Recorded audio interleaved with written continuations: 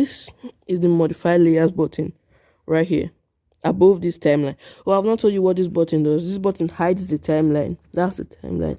If you want to draw without that blocking, you just press that, or you can just press this, which just gives you full control and you can't do anything else except draw. Now I can draw, but the thing is, if you want to clean or erase, so you have to go back and undo. Let's go back to the animation I'm working on so I can explain it better.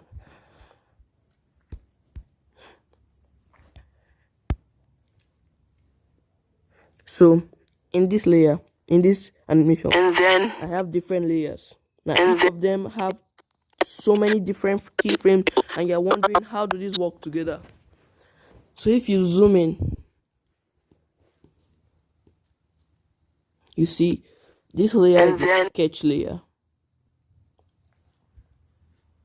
Yes, you see what I'm doing? That's to decrease the opacity so that we can't see it, but I'll put it back. Now this is the sketch. This is the sketch I made for and then it hit me. Like it literally hit me, like freaking clocked me on the nose. When I'm done with that sketch, I like it. I make another layer for the actual drawing. This is the actual animation. And then it hit me. Like it literally hit me, like freaking clocked me on the nose. It was The Rock. So when I'm done with that, I make the background.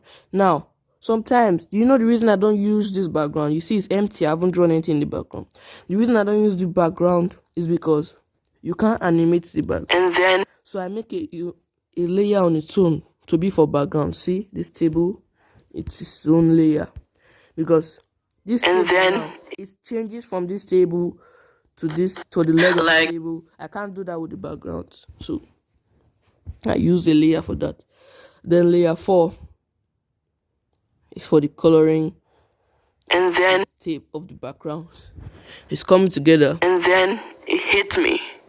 Like it literally hit me, like freaking. The way I named my layers does not mean your own animation doesn't have to be named like this. You can name it whatever you want.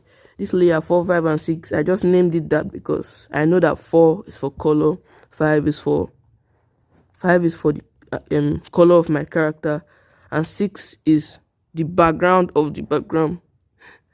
And then 6, the table background is just for the table, but this and then is at the back of the character.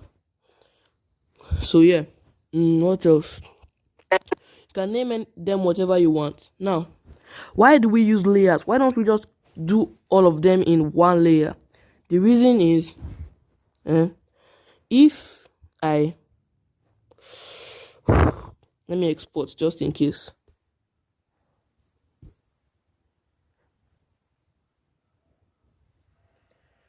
This is how you export. You save file, save it in downloads. Okay, I want to export because I'm about to make some drastic changes. And then So I say merge down. When you say merge down, what I'm doing now, I'm merging all the layers. These are, I don't know what this is. So what this is add empty layer. That means add a layer. Duplicate layer. That means a duplicate of the layer you're on. Duplicate layer timing.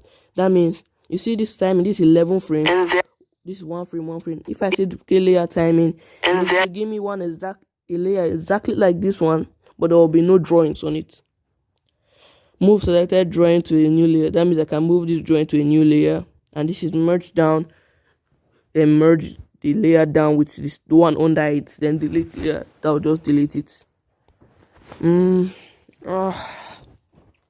So if I merge everything together, and then it takes so much time. Okay, I think that's enough now. If I wanted to draw now, I have to merge everything. And then now everything is one layer.